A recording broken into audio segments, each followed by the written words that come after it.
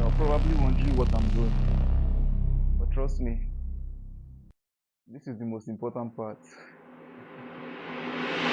Alright, let's go. Hello guys, welcome to my channel. My name is Pellet. We are here for another painting session. I'll be taking you through the process of painting something pretty unique today. We'll be working with fire, and as we all know, fire is without form, it's intangible, so it can be pretty tricky when painting or drawing, as the case may be. So stick with me, I'll show you the process from start to finish. Hopefully tell you a few stories in between. I know you're gonna love it. You love it, trust me. Alright, don't forget to hit the like, share, and subscribe button. Seriously, subscribe. Alright, let's get to it.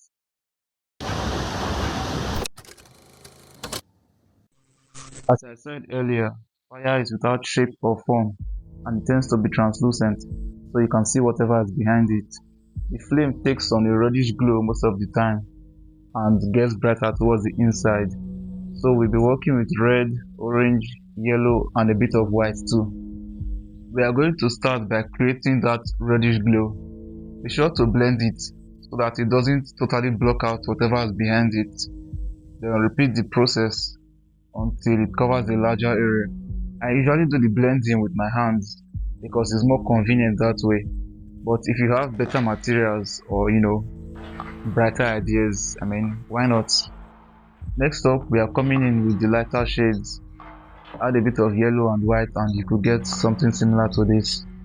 Bear in mind that it's gonna keep getting lighter from here on out.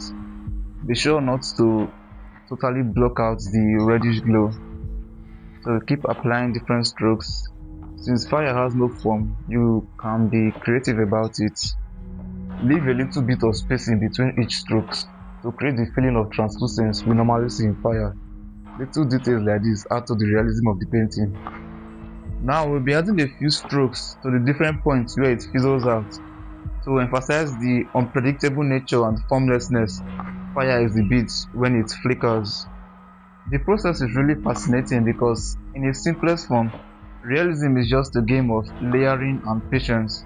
So we keep lightening our paint, adding bits of yellow and white and repeating the process until we get the desired results. The methodical layering eventually creates the perception of something real, hence the name realism. Now that we've got the basic principles down, I would like to talk about the subject I'm working on, which in this case is fire. I really believe that art is about letting others see the world through our eyes, which makes it so unique. The bulk of our beliefs and how we react to things that happen around us is usually based on our perceptions. Now, isn't it interesting how two people can witness the same thing but experience it differently? I'll give you an example. My dad used to tell me about the story of the lion and the deer. Now, it might sound a little cheesy, but stay with me. The deer and the lion lived in the forest.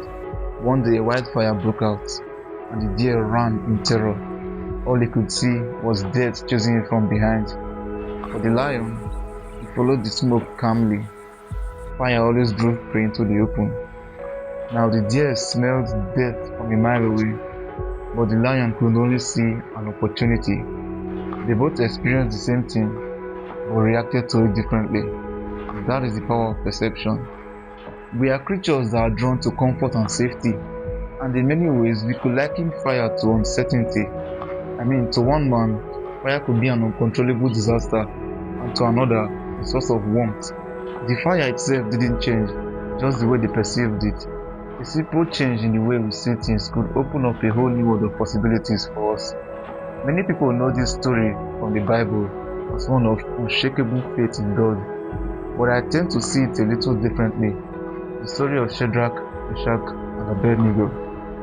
Now, as we all know, the king had a golden image made in his likeness, and he ordered his subjects to bow before it and worship.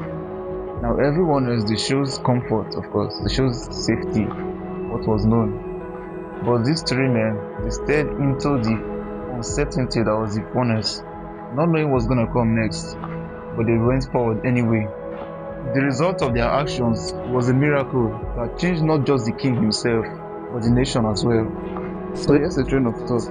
The same fire that overwhelms one man awakens another. So maybe that flame you're staring into right now, that uncertainty or that hardship, wasn't meant to break you, but rather reveal what you're made of and equip you for whatever lies ahead. A piece of metal beaten down and subjected to intense flames is stripped of all its impurities and emerges as a beautiful and dangerous sword. In which case, maybe fire wouldn't be a punishment then, but a revelation of what we are. I'm pretty sure you are staring into your own fire right now. We all are. Is there something you could see differently? Think about it. And there you have it, guys. Simple techniques but powerful results. Keep practicing and you definitely level up in your painting game. Hope you enjoyed the stories along the way too. Alright, we'll be back with more tutorials on how to paint the human face in the next videos. So, do me a favor, hit the subscribe button, share this video, and like it. Let me know what you think, and we will see you on the next video. Let's go.